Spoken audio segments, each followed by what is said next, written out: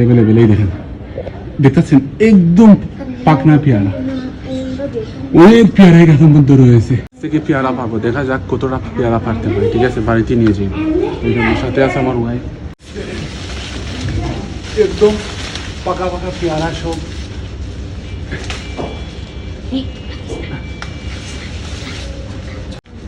একদম লাল পেয়ারা দেখতেছেন।